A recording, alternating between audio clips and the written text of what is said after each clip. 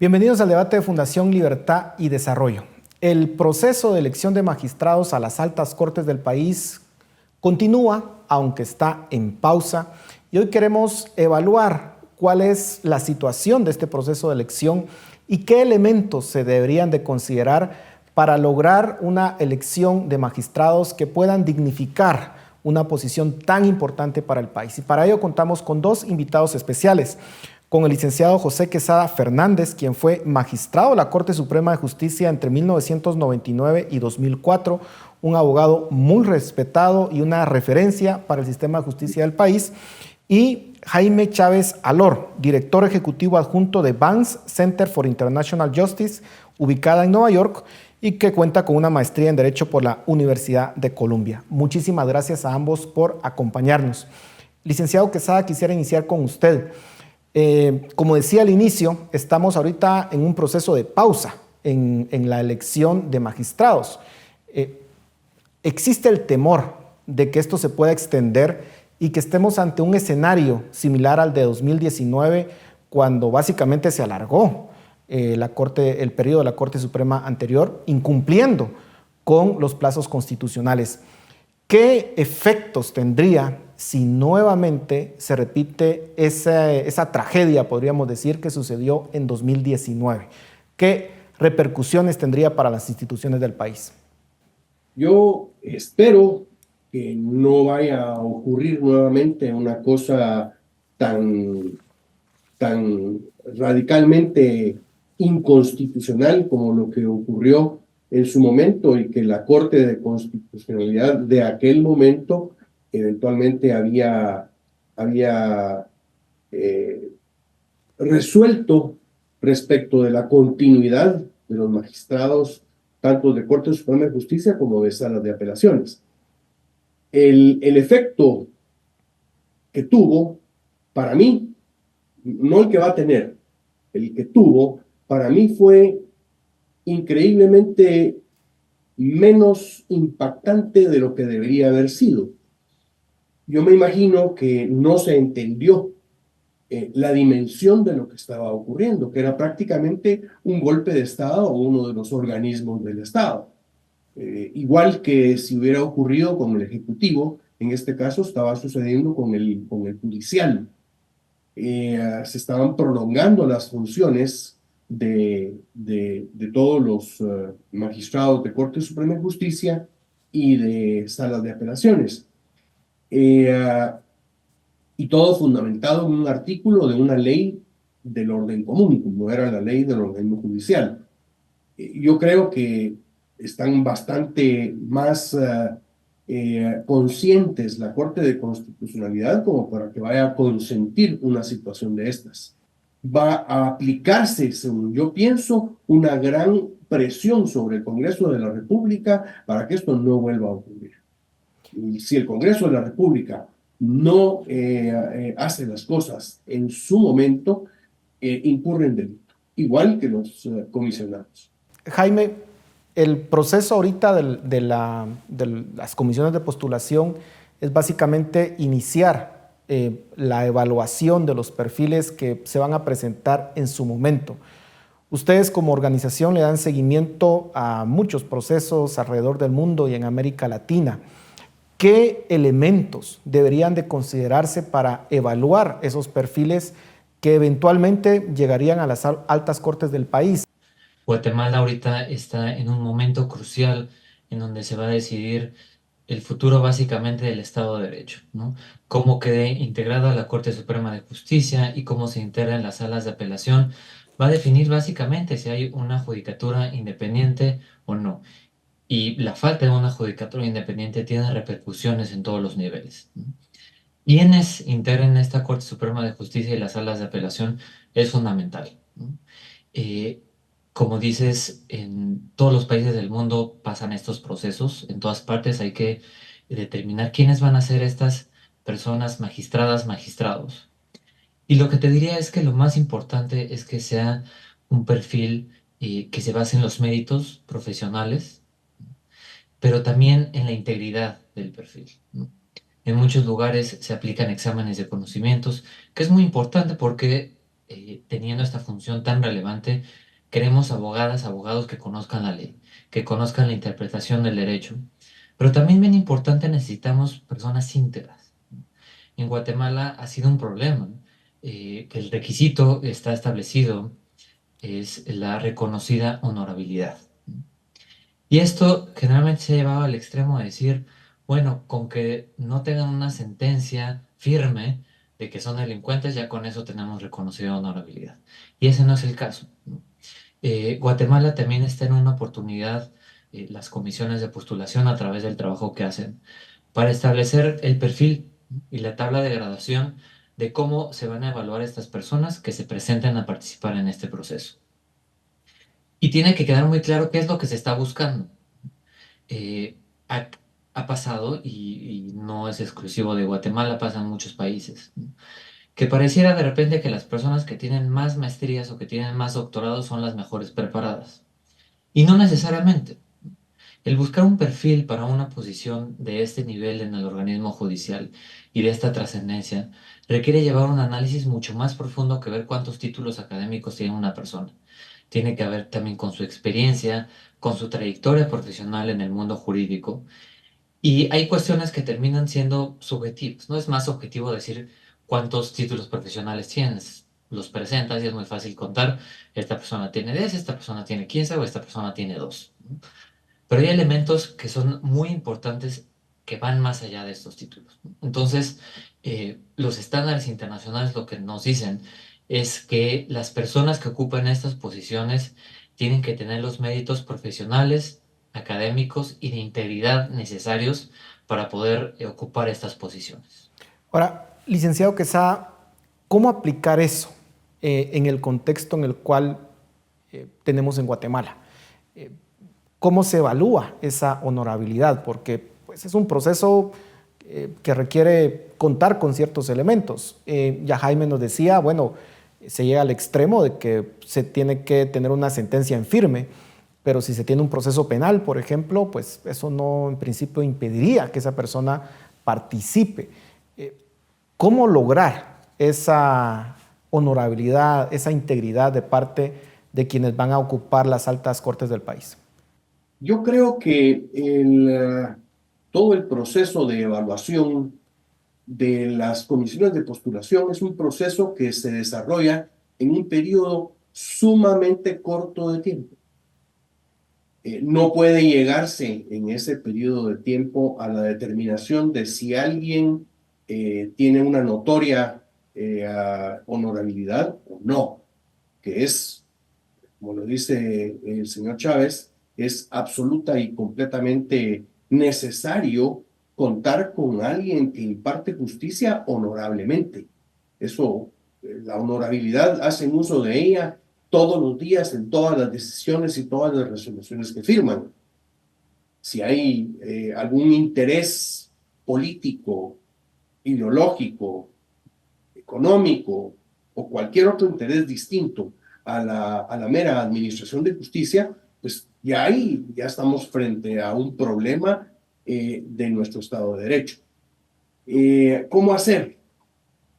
Yo pensaría que las comisiones de postulación realmente no deberían ser, contrario a lo que está regulado legalmente y que habría que modificar, no deberían ser las encargadas de hacer esas evaluaciones, salvo en los casos de nuevas aplicaciones de los que aspiran a las magistraturas.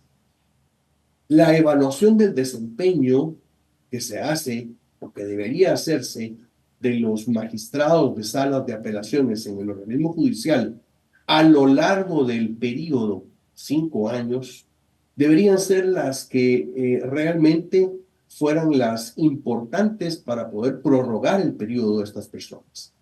Esas evaluaciones del desempeño se fundamentan en muchos rubros que son evaluados. Uno de ellos realmente es cómo se ha comportado al frente de la judicatura, eh, con opiniones de los propios receptores del servicio de justicia. Ha sido un personaje que ha sobresalido por su capacidad, que se ha sobresalido por su forma de administrar justicia, si ha sobresalido por su honorabilidad. Ahora, Jaime, ¿cómo manejar este tema de la honorabilidad que es tan importante? Porque al final lo que se quiere es una justicia imparcial, independiente, que no esté sujeta a ningún tipo de interés. Muchas veces en ese proceso se sacan notas de prensa o en medios de comunicación sobre las personas que están participando de estos procesos y a veces hay que decirlo, no son las más afortunadas y mucha gente en Guatemala, me imagino que es así en muchos países del mundo, pues prefieren no participar porque dice, bueno, van a destruir mi imagen en un proceso en donde se manejan tantos intereses. ¿Cómo manejar, digamos, esos señalamientos que muchas veces se hacen de manera infundada y que entonces las personas dicen, mejor no participo? Insisto en la pregunta porque al final de esto depende, digamos, el futuro de las elecciones de las Cortes en el país. ¿Cómo lograr evaluar objetivamente a todos los candidatos que se van a tener? Completamente de acuerdo, y es que estos procesos tienden a ser muy desgastantes, ¿no? Las personas que se someten a ellos están sometidas a un escrutinio muy amplio, pero es importante que el trabajo de las comisiones de postulación se enfoque en lo que es su tarea, ¿no? El éxito es que sean personas de reconocida honorabilidad, y entonces cuando se dicen, ¿tiene sentencia firme o no? Porque si sí, entonces tienes la reconocida honorabilidad y eso no es cierto necesariamente, ¿no? Una persona que ya tiene una sentencia firme, bueno, ya tenemos la decisión de un juez que nos dijo que esta persona cometió un delito. Pero hay personas, como se ha dicho, que pueden tener un montón de investigaciones, ¿no? Y entonces dicen, bueno, pues como nada está firme, no podemos decir que esta persona no puede participar. Y no se le está pidiendo a las comisiones de postulación que excluyan a nadie, se le está pidiendo que evalúen el perfil en comparación con otros perfiles, ¿no? Entonces, si hay una persona que tiene muchos señalamientos y muchos cuestionamientos y hay una persona que no los tiene, pues eso es parte de lo que se tiene que analizar. Ahora, puede ser que haya muchos de estos cuestionamientos, y que es lo que pasa en Guatemala, que se fabrican para desgastar estos perfiles. Entonces, sabemos que una persona, un juez de carrera, tiene interés en participar, inmediatamente ese juez de carrera, que la sociedad en general le reconoce como una persona honorable, independiente, le empiezan a llover las denuncias por todos lados y las quejas en el colegio de abogados y notarios, en la supervisión de tribunales, ¿no? En la Procuraduría de Derechos Humanos, entonces de repente ya tiene un montón de cuestionamientos de este tipo. Lo que pasa es que la labor de las comisiones de postulación tendría que ser un poco más sofisticada a decir cuántas quejas tienes o cuántos temas hay aquí, ¿no? Es una posición difícil y es un contexto complicado, de mucha polarización también en Guatemala. Pero lo que nosotros hemos dicho en reiteradas ocasiones es, coincidiendo completamente con lo que dice el licenciado Quesada, que es un periodo muy corto de evaluación. La participación de la sociedad se convierte muy importante en estos pocos meses, cortos meses, donde las comisiones de postulación no tienen la capacidad, no tienen los recursos, no tienen el tiempo de hacerse de llegar de todos los elementos que necesitarían para evaluar un perfil. Pero hay muchas organizaciones o sociedad civil sin ser las organizaciones que pueden tener muchos de estos elementos, ¿no? Personas que ya son parte del organismo judicial que están participando, ¿no? Los usuarios de la justicia que han tenido interacción con estas personas saben quiénes son estas personas, saben si cobran por las sentencias, si son corruptas, saben si se han tardado 3 años en emitir una sentencia cuando no deben haberse tardado ese tiempo, pero también conocen a las personas que hacen su trabajo bien, ¿no? Y nosotros hemos señalado que en este tipo de procesos, no nada más en Guatemala, en muchos países, pero particularmente en Guatemala, los esfuerzos se enfocan en decir, esta persona no por esto, esta persona no por esto, esta persona no por esto. Pero muy pocas veces hay esfuerzos positivos a decir, esta persona vale mucho la pena porque nosotros como usuarios del sistema de justicia hemos visto esto. Positivo, ¿no?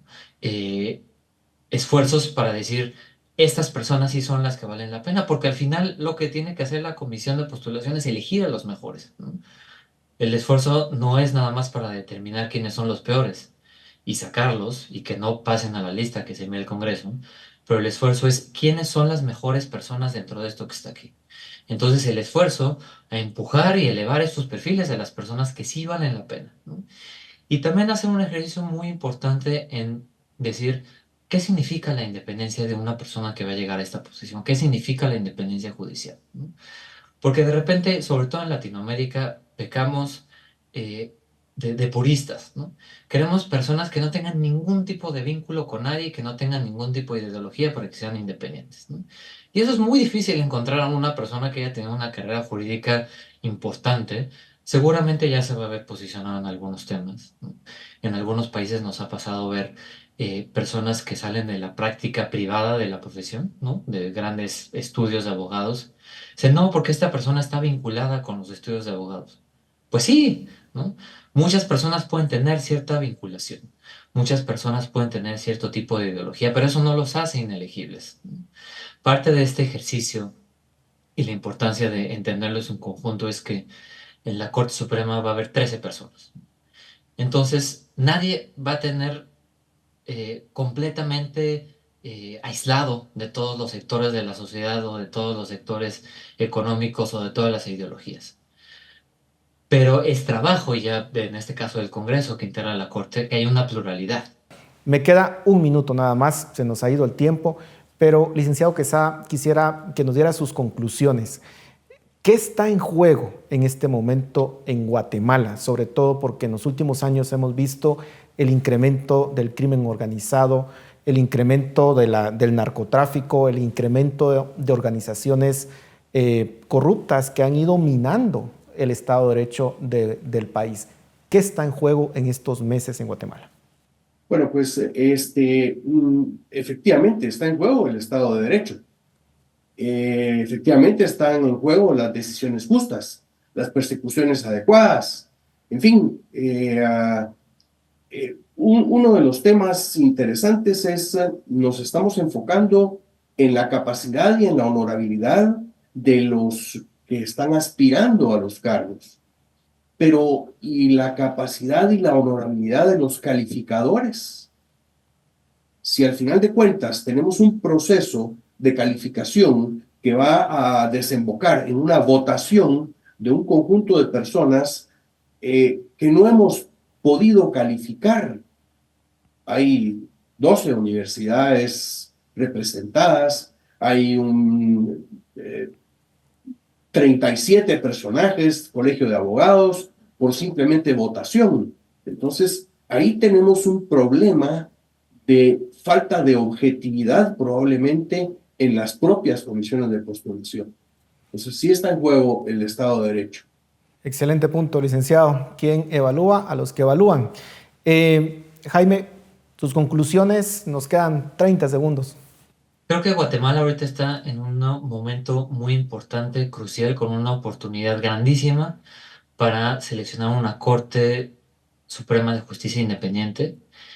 El proceso va a ser fundamental para cómo se hace esto y yo enfocaría en la transparencia que tengan las comisiones de postulación, porque no hay un órgano que evalúe a la comisión de postulación más que la sociedad que está viendo lo que están haciendo, pero para eso es clave que transparenten su actuar, que enseñen qué están haciendo y que justifiquen cómo están tomando decisiones y llevando a cabo esta tarea tan importante. Muchísimas gracias a ambos por su tiempo, por su análisis y como ustedes ya lo señalaron, el futuro de Guatemala está en juego y ojalá que como sociedad lo entendamos, participemos y estemos muy atentos a lo que va a estar sucediendo en esas comisiones en los próximos meses. A ustedes muchas gracias por su atención. Nos vemos la próxima semana.